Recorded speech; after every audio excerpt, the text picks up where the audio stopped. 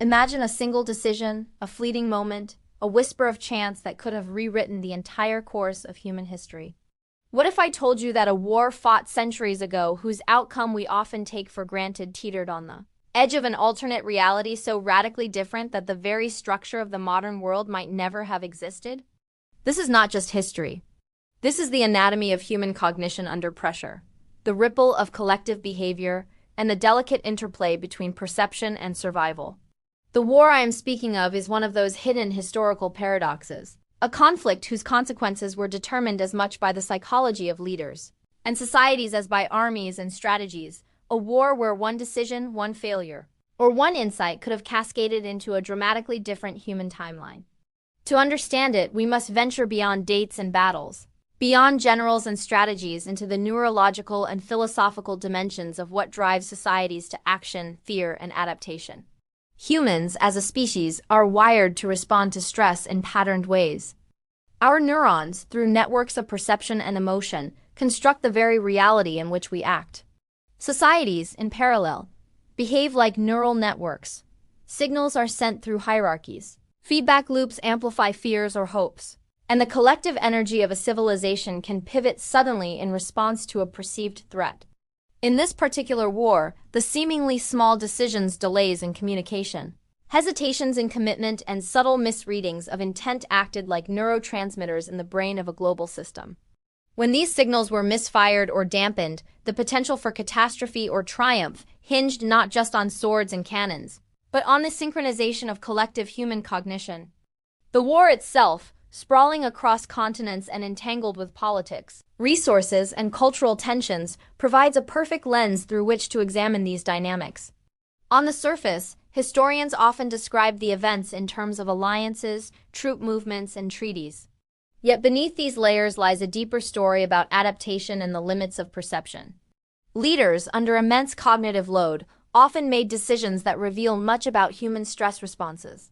They operated under a principle similar to what psychologists today call bounded rationality.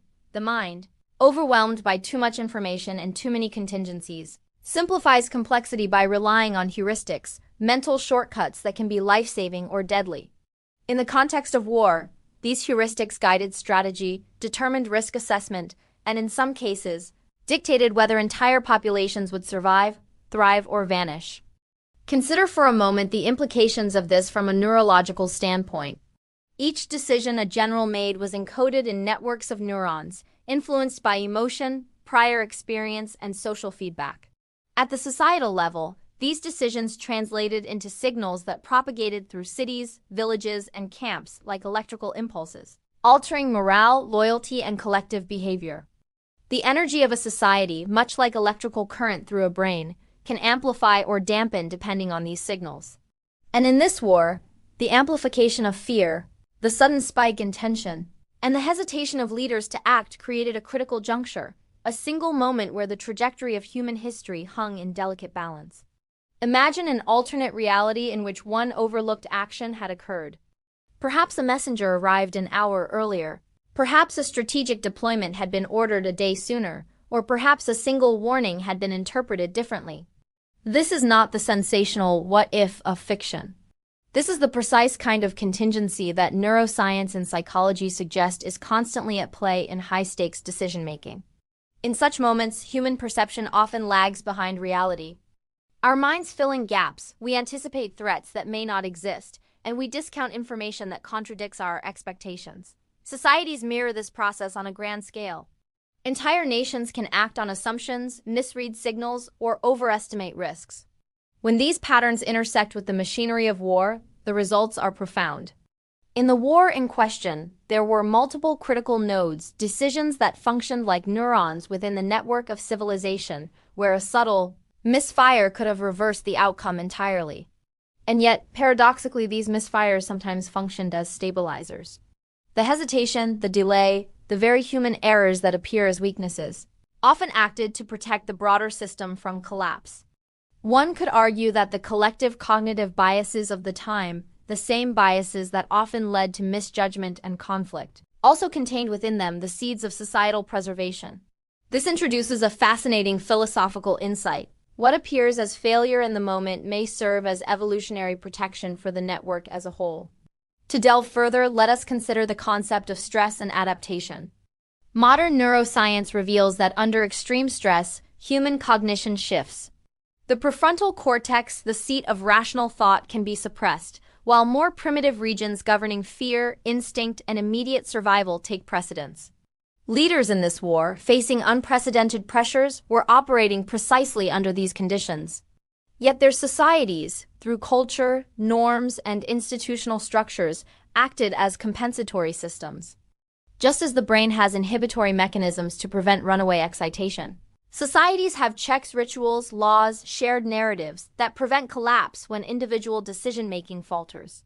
In the battlefield and the council chambers, these societal inhibitory networks manifested as delayed offensives, cautious diplomacy, and avoidance of rash action. What we now see as hesitation or indecision may, through this lens, be a form of systemic intelligence, an emergent property of collective human behavior designed to mitigate catastrophic outcomes. Here, history and neuroscience converge. The limits of individual perception are buffered by the emergent wisdom of networks. And in the war under consideration, this interplay may have been the thin line between global catastrophe and survival. The psychological dynamics of the population also played a decisive role. Collective behavior is rarely rational in a classical sense. It operates through perception, expectation, and contagion. Morale, rumor, and perceived legitimacy of leadership act as signals, transmitted from individual to individual, amplified through social structures. In this war, propaganda, news from the front lines, and the subtle cues from leaders created waves of emotional and cognitive energy that spread through communities. Entire regions could become immobilized by fear or galvanized by hope, depending on how these signals were interpreted. From a neuroscientific perspective,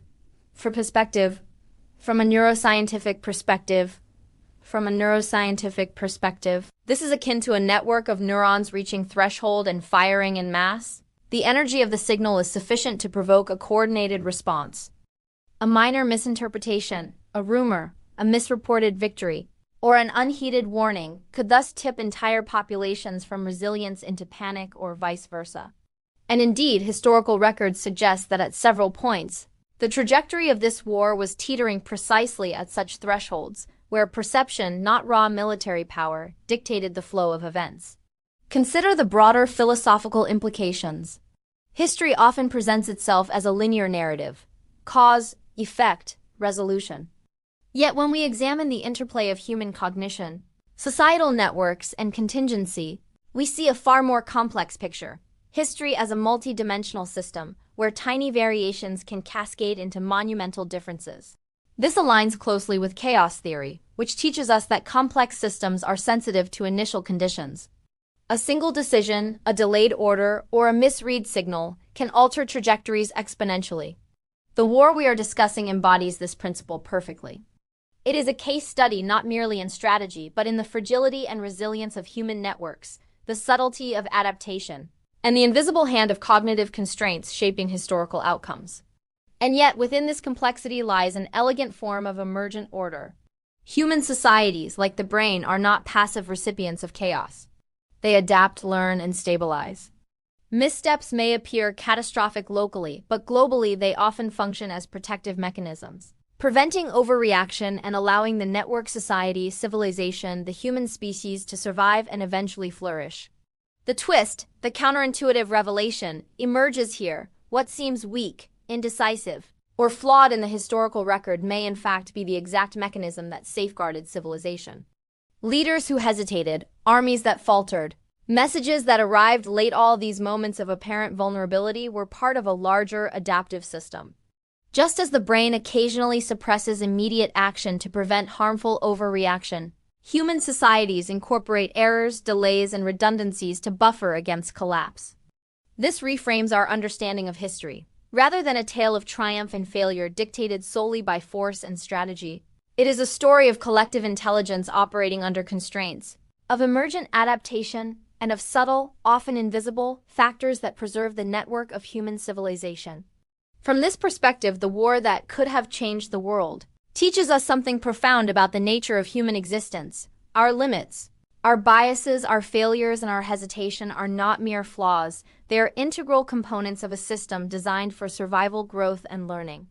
We can draw analogies to modern neuroscience to clarify this further. Consider the role of inhibitory interneurons in the brain.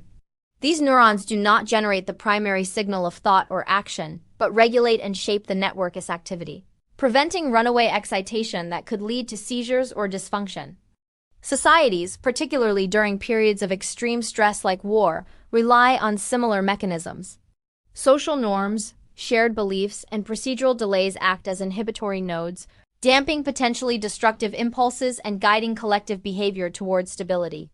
When we look at the historical record of this war through this lens, what appears as hesitation or indecision is revealed as a sophisticated, emergent form of social regulation, a neurocognitive metaphor writ across entire populations. The paradox is striking. The very imperfections that seem to endanger societies may, in fact, constitute their most vital adaptive advantage. Understanding this helps us interpret not just historical events, but human behavior at every scale, from the individual mind to the global community. The ramifications extend beyond history into philosophy and ethics. If collective adaptation relies on perceived failures and errors, then our conception of strength and weakness requires reconsideration. Courage, decisiveness, and intelligence are not merely measured by the speed or apparent efficacy of action, but by the capacity to integrate feedback, tolerate uncertainty, and adapt to emergent patterns. The war we explore exemplifies this. The victories and survival of societies depended less on brute force than on the subtle alignment of perception, cognition, and adaptive response. The philosophical lesson is clear. Resilience often manifests not through immediate success, but through the careful calibration of human networks, a principle that resonates with both individual psychology and societal governance. It is a reminder that history is less a ledger of deeds and more a complex dance of adaptive systems responding to uncertainty. Returning to the question posed at the beginning, we see the staggering fragility and potency of historical contingency.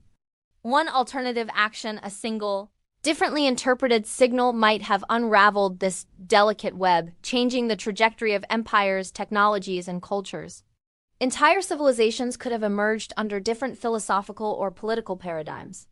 Knowledge, art, and science might have taken alternate paths, leading to a world unrecognizable to us today. Yet the intricate interplay of stress, perception, and collective adaptation allowed for the outcome we now take for granted. This teaches us to view history not as a sequence of inevitable events, but as a dynamic network, where human cognition, social structures, and environmental feedback continually interact to produce both expected and unexpected outcomes. It invites us to reflect on the present, recognizing that the forces shaping our world, neural, societal, and ecological, are often subtle, interconnected, and profoundly sensitive to contingency. In conclusion, the war that could have changed the entire world is more than a historical curiosity. It is a window into the human mind and society, a mirror reflecting the principles of adaptation, resilience, and emergent intelligence. It reminds us that our cognitive biases, errors, and delays, often seen as weaknesses, are in fact vital mechanisms for survival at both individual and collective scales. History, when viewed through this lens, becomes a living system, rich with lessons in perception, decision-making, and the delicate choreography of complex networks. It is a humbling, inspiring insight. The seemingly small, unnoticed moments of hesitation, error, and adaptation carry within them the potential to shape civilizations and determine the fate of the human species. As you reflect on this, consider your own life and the networks in which you participate. How do your decisions, your perceptions, and your actions ripple through the collective system? How do the small, subtle adaptations you make daily contribute to resilience and stability in the face of uncertainty? History is not just a record of the past. It is a guide, a neurocognitive map, and a philosophical lens through which we can better understand the present and navigate the future. If this journey through time, mind, and society sparked your curiosity, challenged your assumptions, or made you rethink the fragility and resilience of human networks, take a moment to share your thoughts in the comments. Engage with the questions that history poses, like how would a single different decision reshape your world? And join the conversation about the complex adaptive systems we inhabit every day. Remember to like this video if it made you see history through a new lens. And subscribe to Past Lens for more explorations that connect the deep currents of human thought, behavior, and civilization with the unfolding story of our past. The signals of history are still reverberating. Let's decode them together.